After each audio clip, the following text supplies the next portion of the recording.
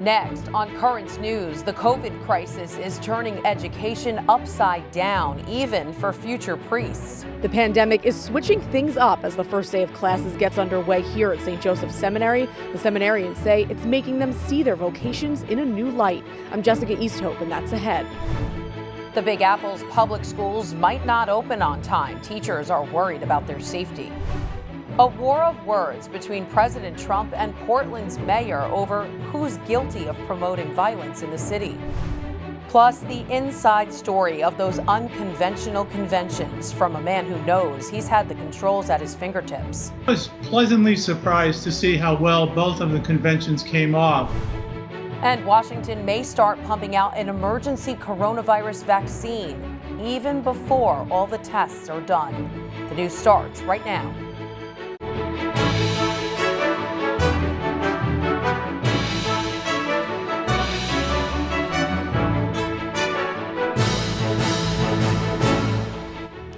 Good evening, I'm Christine Persichetti. The coronavirus pandemic is causing turmoil in schools everywhere, from first grade classrooms to university campuses. Even the way men prepare for the priesthood is being impacted. Currents News' Jessica Easthope has the story from the seminary in Yonkers. Class is in session at St. Joseph's Seminary.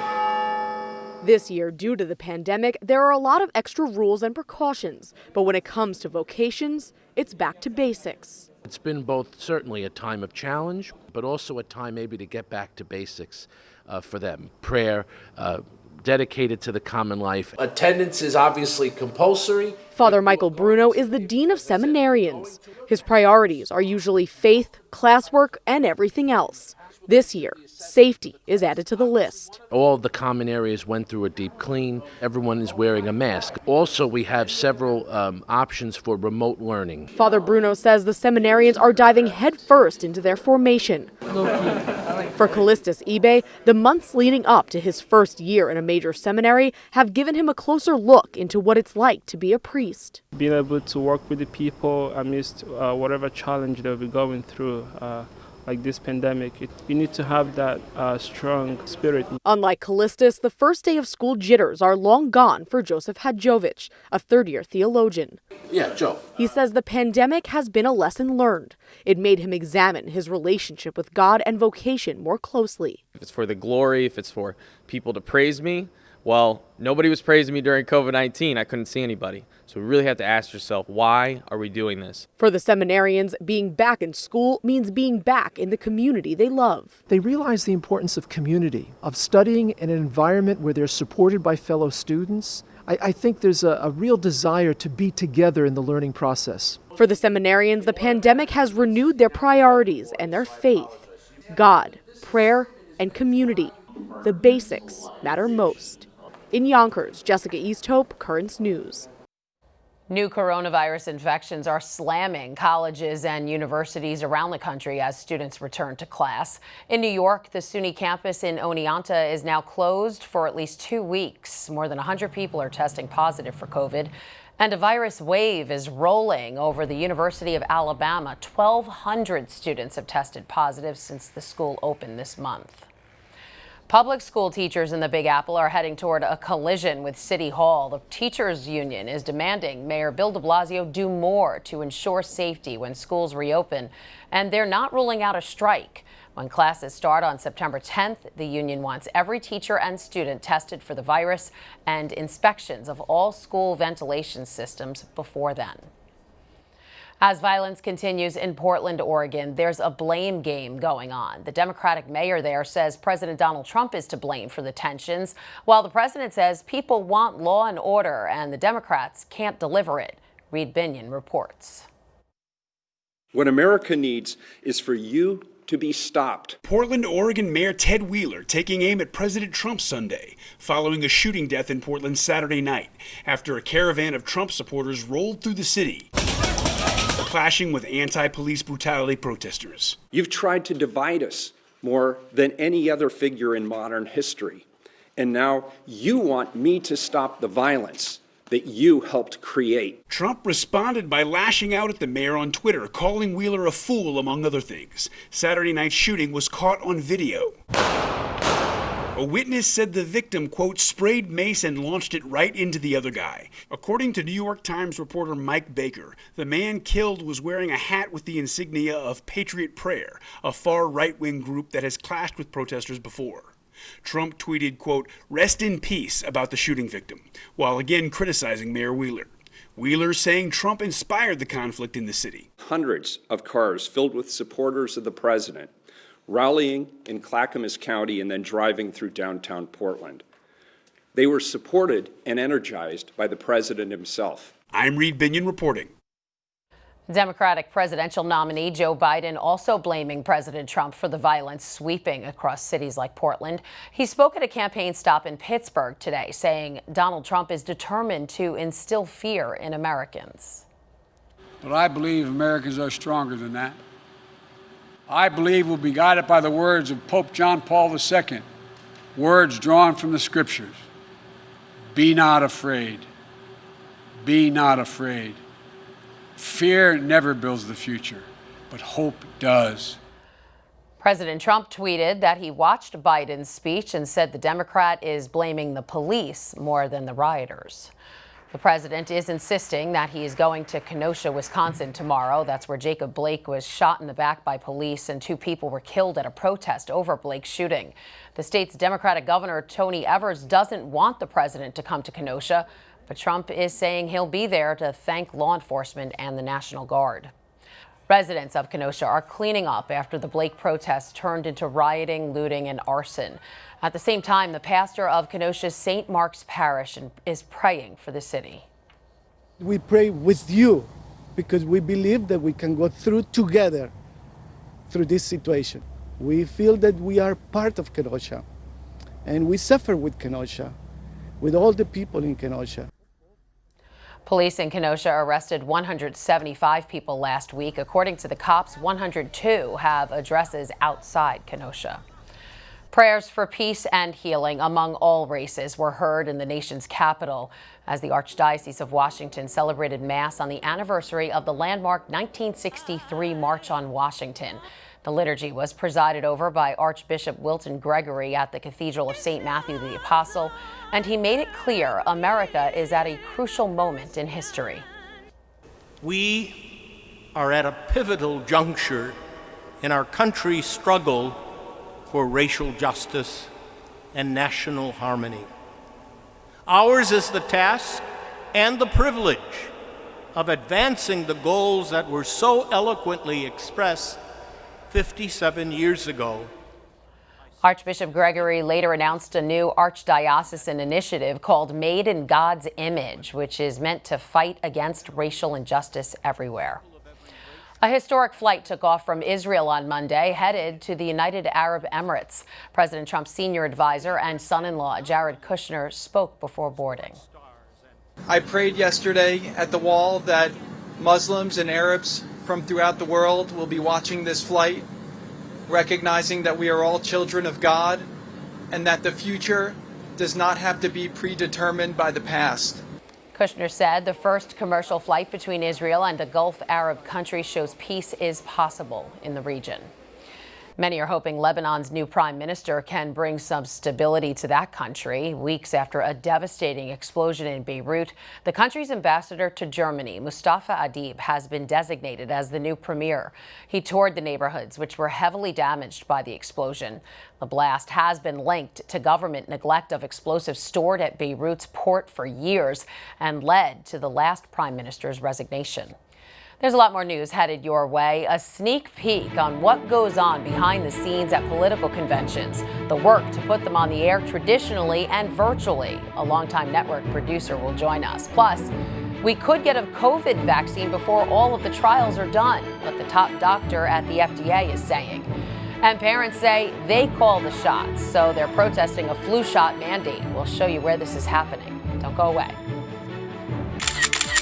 Now you can help us put your faith in the news. The next time you capture a newsworthy event, send us your pictures or video. It's easy. Go to netny.tv/sendus and you may see your submission on Currents News.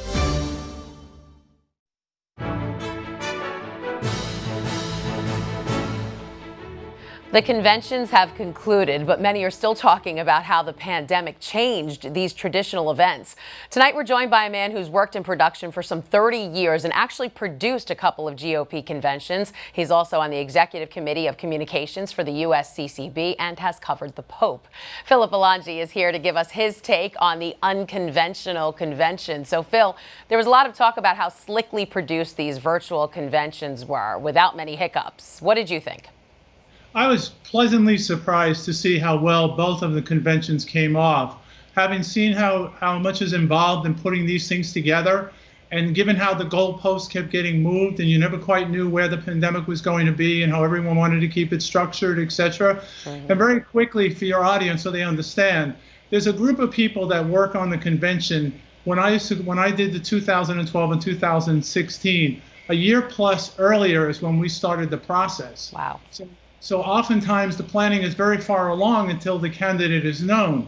In 12 and 16, when again with the Republicans, we did not know that Mitt Romney was going to be the nominee, nor did we know Donald Trump was going to be the nominee until very far along. So you need to be pretty far along in the process of getting this done. So I can imagine what these folks were going through: pandemic, no pandemic, the crowds, no crowds, etc. Yeah, so definitely it's a lot of planning for a traditional or a virtual convention, but I'm sure the virtual conventions have their own challenges. A lot of people working from home. Does it take more staff or less to produce a virtual convention? I'm going to go with that. It probably takes less, but have to understand the challenges now end up being things are out of your control. Remember how when we're all working on our computers and all of a sudden the internet goes down or all of a sudden the pictures freezes or whatever. Right. Now you have something that's completely out of your control because you're no longer using either a dedicated fiber line or a satellite truck to do these things. So these folks are now dependent on people coming out of their homes or factories or whatever.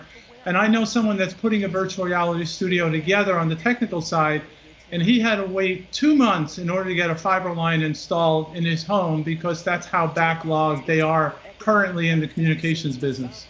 Wow. So do you think this is the way conventions will be from now on, mostly virtual instead of traditional? No, I think this has been definitely a real learning experience for everyone because you can also see. I'll go back to my days when I was an executive producer at NBC News. And I remember in 1988 when we wanted to do, quote, the convention without walls, because it is America's convention. And at that point there, it became so prohibitive in many ways to do it. Unlike now, I think there has been so many improvements made to the whole bandwidth study, et cetera, that people are more open to it. And I would say that if I was called upon to produce a convention in 2024, I would do a hybrid and have all elements there. All right, what about the cost? I mean, it's got to be cheaper to produce a virtual convention. I think, yes, if you know going in that this is what you're going to do. But given what happened this year, I'm going to say that they probably spent more money because they were reacting to everything as everything kept changing and not sure about this, not sure about that. So contractual arrangements are made, as I already said, more than a year out for things. So now you're committed to what you contractually agreed to, thinking you were going to do a traditional convention. So it really is going to come down to what the appetite will be in 2024. And do you think with virtual conventions, news stations show less of a convention? Maybe the commentators are talking over some speakers. How do you think they decide which speakers to interrupt and which ones to show? Well, the way for cable is different than traditional broadcast networks, ABC, NBC, CBS. They always dedicate a certain amount of time, and both parties know that. So going in, everything is time. One of the most critical things that I had to do in 12 and 16 is to make sure that the 10 o'clock hour was protected so the networks, A, got a little time to do a setup, and B, that speaker was out there. Now, how long they ran beyond that, no one knew. As the old saying goes, once you have control, you're in control. All right. Interesting stuff. Phil Belangi, longtime producer and CEO of Belangi Media Solutions. Thanks for being here. Thank you for having me, Christine. Appreciate it. An emergency release of a COVID vaccine could happen before all the tests are done. The top doctor at the FDA, Stephen Hahn, is saying he's considering authorization to use the medicine even before phase 3 trials are finished. The FDA regulates vaccines and can allow one to be put on the market at any time. Hahn says the decision will be based on rewards versus risks. Getting Americans to take the vaccine is going to be a challenge. 1 in 3 are telling pollsters they won't get the shot. And because of the pandemic, school officials in Massachusetts are making it mandatory for kids to get a flu shot. And that's not sitting well with some parents in Boston. Phil Burton has the story. Freedom! Freedom! Freedom! Freedom! Hoisting signs and chanting loudly, hundreds gathered in front of the State House on Sunday to speak out against mandatory flu shots for kids returning back to school. We think that's complete government overreach, and we're here to fight for all the kids. They shouldn't have to get the flu shot. Just recently, the Massachusetts Department of Public Health requires its students of all ages in public or private school and even colleges to receive mandatory flu shots. You're forcing us to inject something into our child that we don't agree with. The DPH says it's an important step to reduce flu-related illnesses and the overall impact of respiratory illness during the COVID-19 pandemic. This is about using the fear of COVID. As it stands right now, according to the DPH, every child going to school must get a flu shot, even if they're learning virtually. All these protesters say the government is going way too far. I just believe that we should be able to choose, what goes in my son's body, and we should be able to say yes or say no, and that government shouldn't choose that for us. The only people excused from the flu shot are for medical or religious reasons or for kids who are being fully homeschooled. 10-year-old Xavier Cordy and his mother Jennifer say they're not going to get one. I don't like random things just going into my body without my consent, so I don't like it. I've been really stressed out about it, but I'm contemplating having to homeschool until hopefully this gets reversed. But I'm not going to let them pressure me into getting a flu shot. I don't get the flu shot. My kids don't get it. The deadline for students to get their flu shots for this school year is December 31st. That was Phil Burton reporting. Massachusetts Governor Republican Charlie Baker is requiring the shots since the flu season is overlapping with the pandemic, and he's worried about the healthcare system getting overwhelmed. The death toll is now 17 from hurricane turned tropical storm Laura. Most of the victims died in Louisiana. That's where Laura made landfall last week, packing 150-mile-per-hour winds. More than half of the fatalities were from carbon monoxide poisoning caused by the unsafe operation of generators. In the neighboring state of Texas, Orange was the hardest hit city. The mayor there is thanking God no one died. What more can you ask for? We can rebuild houses, but we can't replace someone's life. Even though we may be a different state or a different community, it's one family in Southeast Texas, Southwest Louisiana. We definitely will be there to help them, and they've helped us before as well. So with God willing, we'll do all we can to send people that way. Power is out to about 500,000 people in both states, and the experts are saying it could be a month before all of the lights are back on. A woman in Louisiana is saying that since God spared her, it's now her mission to help those hardest hit by the hurricane. Jordan Lippincott has the story. I have Iowa, I have Lake Charles, I have Baton Rouge. This is Hannah TRAHAN's spare bedroom.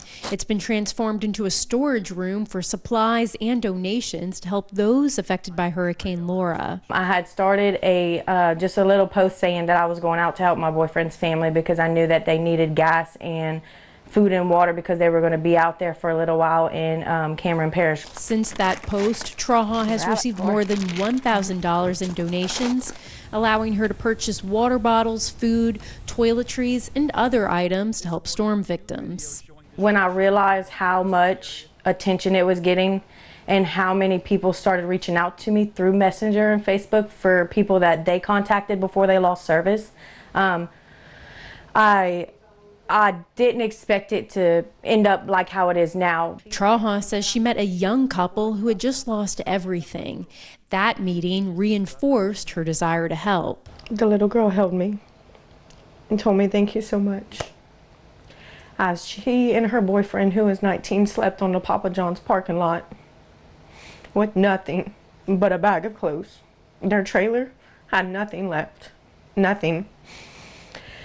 And I gave her my pillow and blanket, and she's like, I don't want to take from you. And I looked at her and I said, you have nowhere to go with no home over your head. I said, I have a roof to go to, I said, God spared me, so it's my time to spare you. In that moment, and just doing that, I knew that it wasn't time for me to stop helping strangers. That's became my family because Louisiana sticks together. So, and that's my drive. That story filed by Jordan Lippincott. If you'd like to help the people recovering from the storm, the Catholic Church in New Orleans wants to hear from you. You can pitch in by going to nolacatholic.org. There you'll find a list of organizations that are coming to the aid of the hurricane survivors. That's nolacatholic.org. We'll repeat the web address at the end of the newscast. Still to come on Currents News, she was born after a tragedy but is bringing joy to everyone, especially her dad. The little survivor's story next. Do you have a story idea or want to share a tip? Email us at newstips@desalesmedia.org or call our 24-hour number 718-517-3122. We'll be right back.